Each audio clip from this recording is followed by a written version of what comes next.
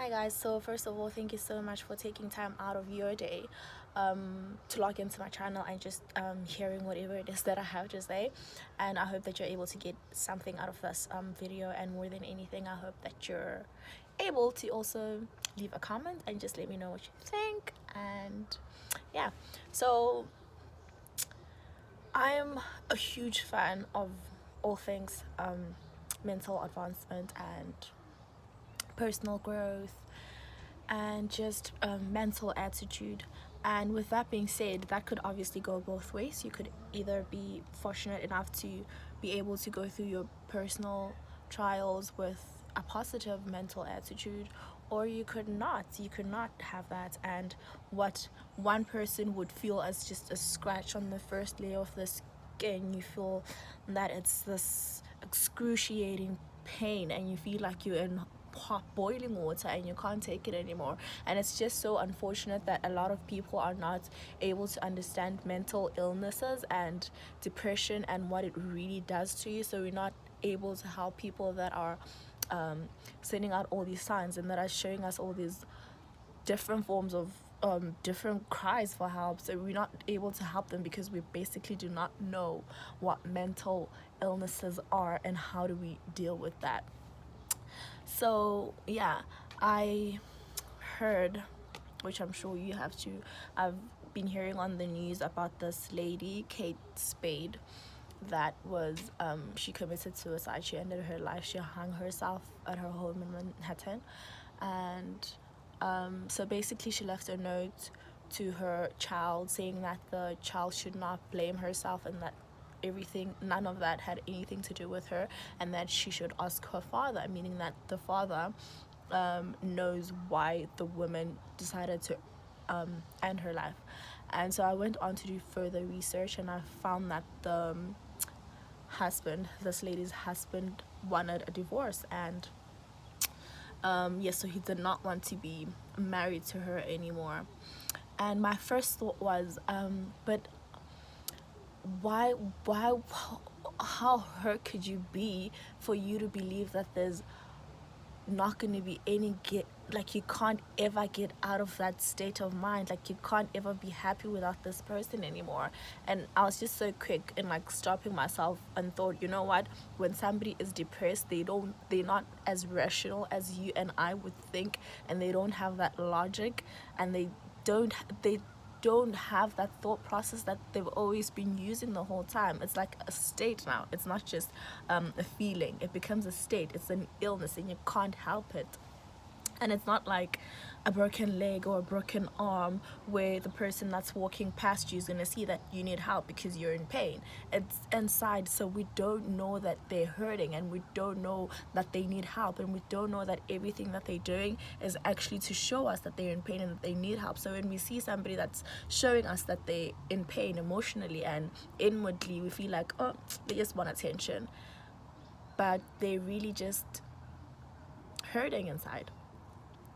And I was just reminded of this passage that I read somewhere, I don't remember where the writer was just showing us the relationship between a frog in hot boiling water and how a lot of people deal with their issues. So he was just saying that if you put a frog in hot water, it's not going to jump out. It can, but it's not going to jump out because it's built in a way that it can know that I'm in hot water now, and it's just gonna be able to not feel the heat. The heat's not gonna penetrate. It has a protective shelter that can protect it from the heat, so it's not gonna jump out. But for the frog, it requires a lot of strength.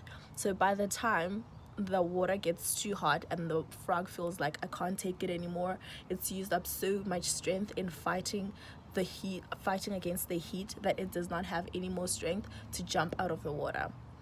So that's how it would eventually come to the end of its life. Not because it couldn't jump in the first place, but because it had a protective layer the whole time that was protecting it.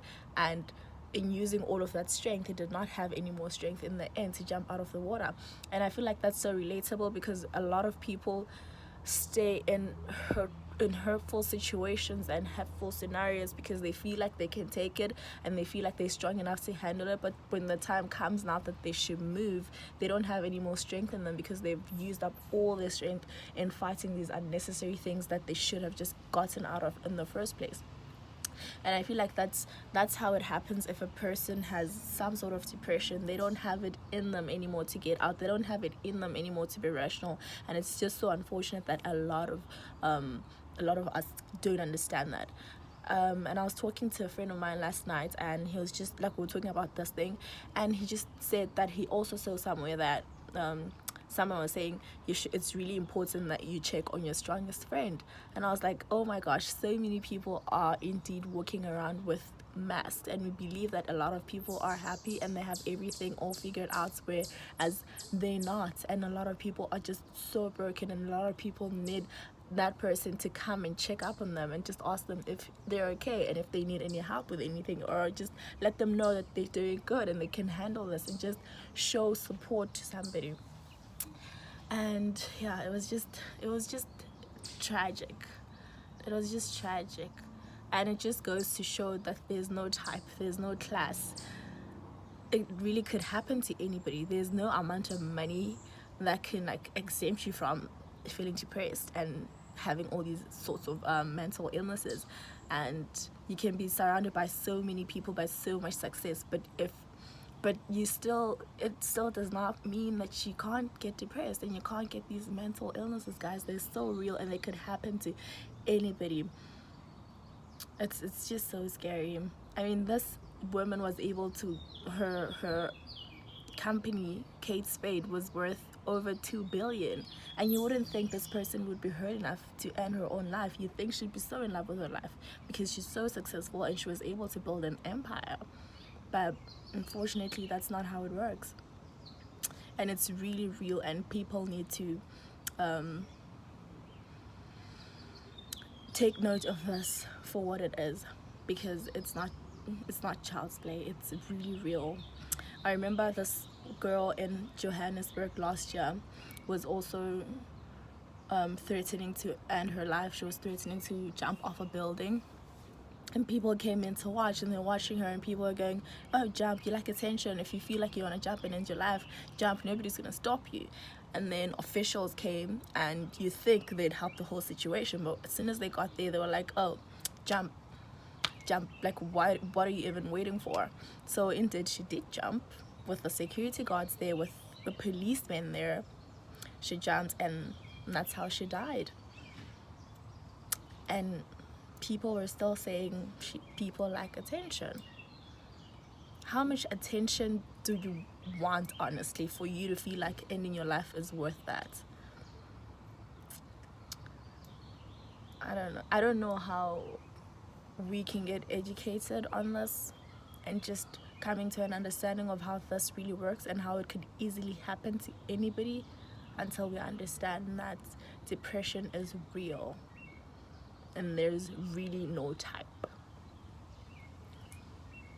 Regardless of your background, regardless of the life you're living, it could happen. It could easily happen to you.